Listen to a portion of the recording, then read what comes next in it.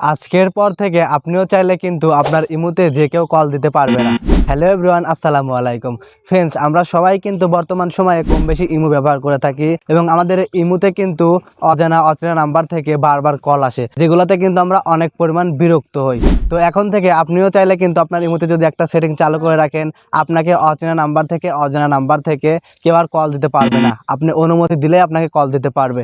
তো সেই কাজটা আপনারা কিভাবে করবেন সবকিছু আজকের এই ভিডিও থেকে জানতে পারবেন।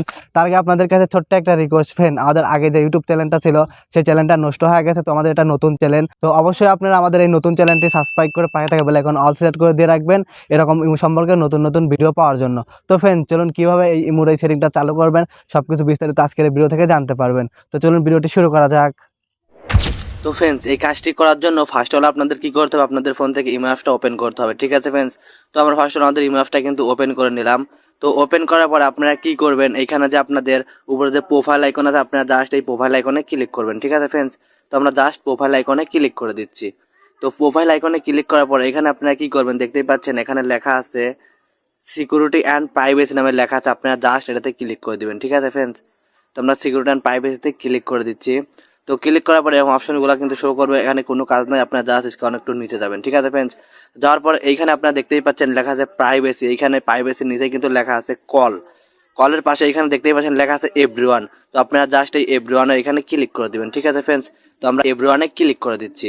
তো এভরিওয়ানে ক্লিক করার পর আপনারা ভালো করে লক্ষ্য করবেন, এখানে দেখেন লেখা আছে হুক অ্যান্ড কল মি, এখানে লেখা আছে, আপনারা জাস্ট এই অপশনটা খুঁজে বের করবেন। ঠিক আছে ফ্রেন্ডস, পরে আপনারা দেখতেই পাচ্ছেন প্রথমে আছে এভরিওয়ান, এখানে কিন্তু টিক মার্ক দেওয়া আছে।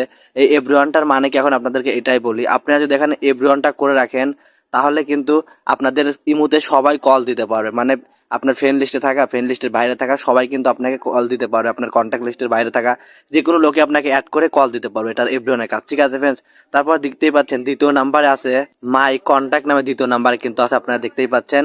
তো এই মাই কন্ট্যাক্টটা যদি আপনি এখানে সিলেক্ট করে দেন, এই মাই কন্ট্যাক্টটা সিলেক্ট করে দিলে শুধু আপনার কন্ট্যাক্ট লিস্টে যারা আছে তারাই ফোন দিতে পারবে। বাইরের কেউ যদি আপনার নাম্বারটা ইমোতে অ্যাড করার পরে ফোন দেয়, সেই ফোনটা কিন্তু সেই কলটা কিন্তু আপনার ফোনে আসবে না আপনার অনুমতি না দেওয়া পর্যন্ত। তো তারপর এখানে দেখতেই পাচ্ছেন লেখা আছে নো বডি, তো আপনারা যদি নো বডিতে সিলেক্ট করে দেন তাহলে কিন্তু ফ্রেন্ডস কেউ আপনাকে কখনো কোনো সময় কোনো দিন ফোন দিতে পারবে না, আপনার কন্ট্যাক্ট লিস্টে থাকুক বা কন্ট্যাক্ট লিস্টের বাইরে থাকুক কেউ কিন্তু কল দিতে পারবে না।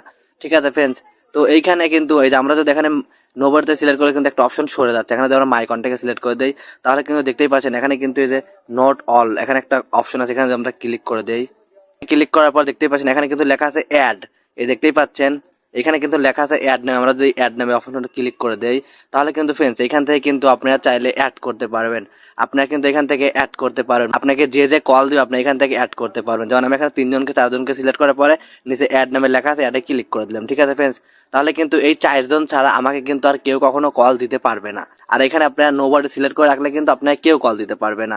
তো আশা করি আপনারা এই কাজটা বুঝতে পেরেছেন। তো এই ফিউচারটা আপনাদের কেমন লেগেছে অবশ্যই কমেন্টে জানিয়ে যাবেন, আমার কাছে কিন্তু অনেক ভালো লেগেছে। তো এরকম যদি আরো নতুন নতুন ভিডিও পেতে চান ইমো সম্পর্কে তাহলে অবশ্যই আমাদের চ্যানেলটা সাবস্ক্রাইব করে আমাদের পাশেই থাকবেন। ঠিক আছে ফ্রেন্ডস, তো ততক্ষণ সবাই ভালো থাকবেন, সুস্থ থাকবেন, পরবর্তী ভিডিওতে দেখা হবে। কোনো প্রকার কোনো সমস্যা থাকলে অবশ্যই কমেন্টে জানিয়ে যাবেন, রিপ্লাই ভিডিও দেওয়ার চেষ্টা করব। তো সবাই ভালো থাকবেন, সুস্থ থাকবেন, আসসালামু আলাইকুম।